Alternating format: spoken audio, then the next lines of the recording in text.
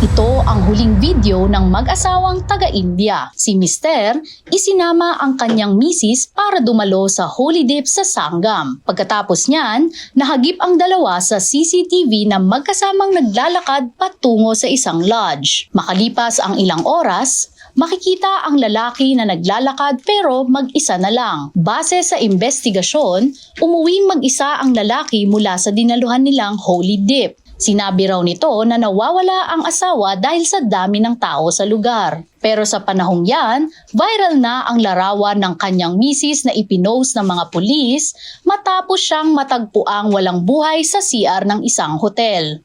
Dito na kinwestiyon ang mister. Pag-amin niya, 3 buwan niya raw pinlano ang krimen. Nagsasawa na raw kasi siya na lagi silang nag-aaway dahil sa kanyang kabit. Nagawa raw niyang patayin ang misis para makasama na niya ang bagong babae. Pero dahil nabisto, imbis na sa bagong misis, sa kulungan na uwi si mister. Kat Kahukom, umaarangkada sa pagbabalita.